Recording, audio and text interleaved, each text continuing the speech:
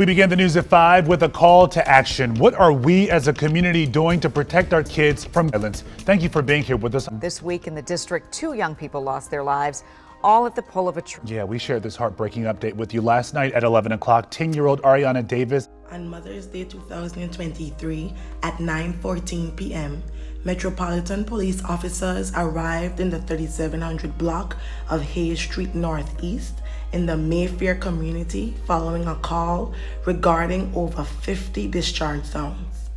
They observed an apparent crime scene. However, there was no victim in sight.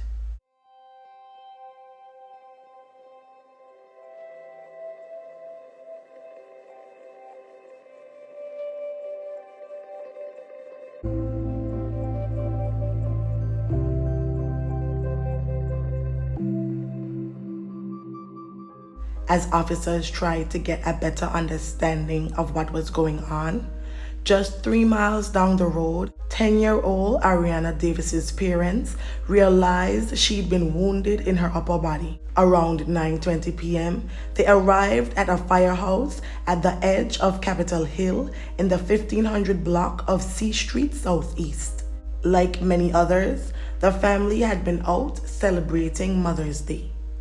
Arianna was transported to a local hospital for treatment in grave condition.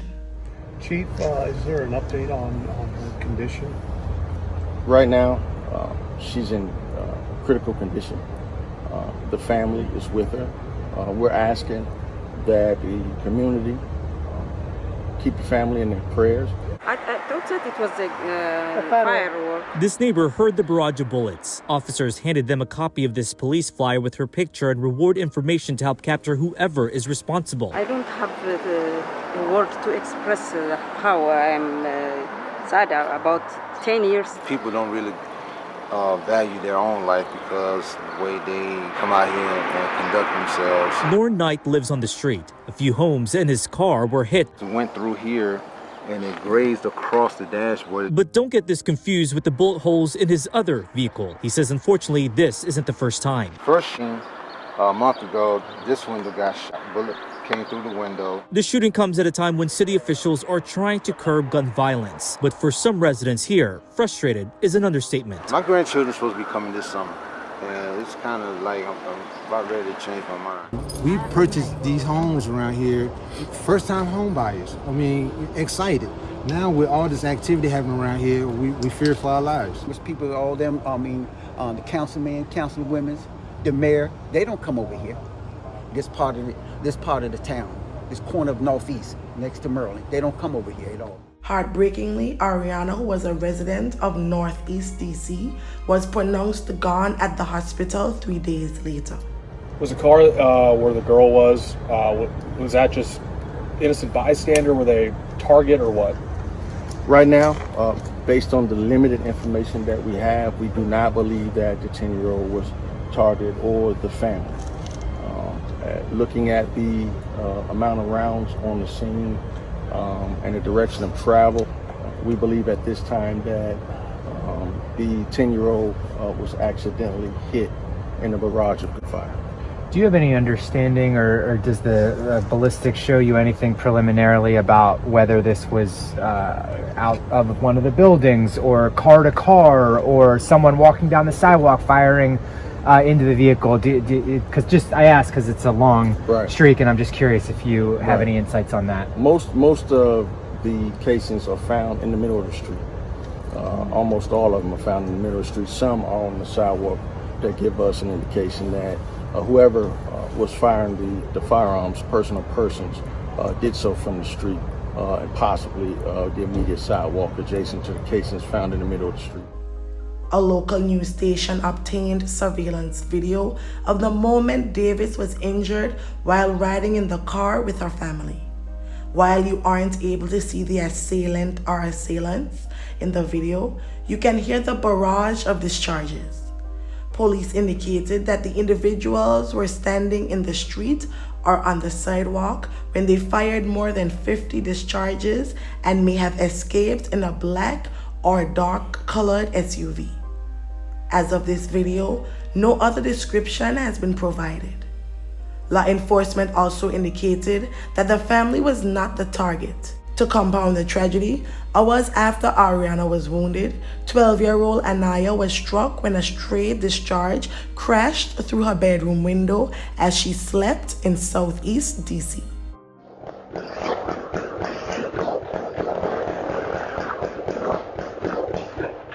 There was only this one pause before a fury of bullets unload again for 20 more seconds.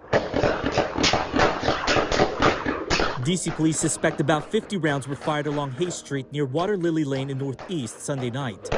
We begin the news at 5 with a call to action. What are we as a community doing to protect our kids from violence? Thank you for being here with us. I'm Lorenzo Hall. I'm Leslie Foster, and clearly not enough. Right now, 2 families are in pain in our community. This week in the district, 2 young people lost their lives, all at the pull of a trigger. Yeah, we shared this heartbreaking update with you last night at 11 o'clock. 10-year-old Arianna Davis has died. And that news came just hours after 17-year-old Jefferson Perez was killed just outside of his high school. Yeah, and we also told you about a third child, a 12-year-old girl who was shot in the leg while at home in bed at around 4 a.m. Monday in Southeast DC. Thankfully, she will survive, but will of course be scarred physically and emotionally for years to come. Yeah, the whole family really, and so clearly something needs to be done. Police Chief Conti said that when he learned of the incident, he immediately thought of Chelsea Cromartie, an 8-year-old girl who in 2004 passed away after being struck by a stray discharge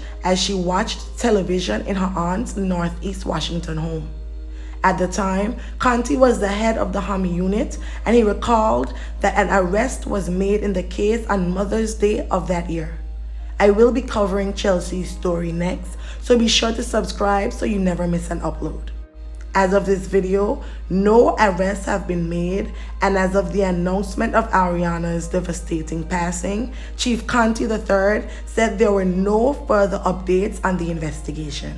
The Metropolitan Police Department is offering a reward of up to $25,000 to anyone who provides information which leads to the arrest and conviction of the person or persons responsible for each homicide committed in DC.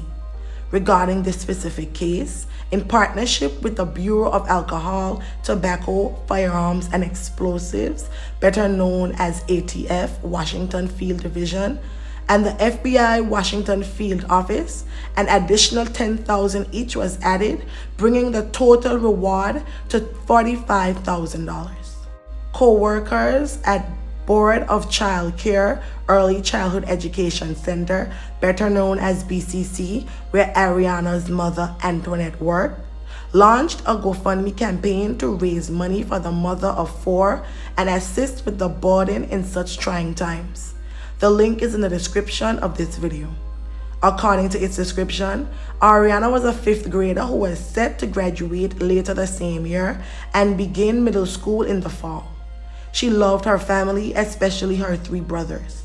Arianna absolutely loved her mother and daughter dates, where they'd get their nails done, go out to eat, and go shopping together. Davis enjoyed dancing, and creating content on TikTok was her favorite. To know Ari, as she was affectionately known, was to know a sweet and loving child with a beautiful smile who could light up a room. Anyone with information is asked to call the police at 202-727-9099. Additionally, anonymous information may be submitted to the department's text tip line by sending a text message to 50411. May the family and friends of Arianna Davis find solace in the happy memories, and may her soul rest in perpetual peace. Thank you.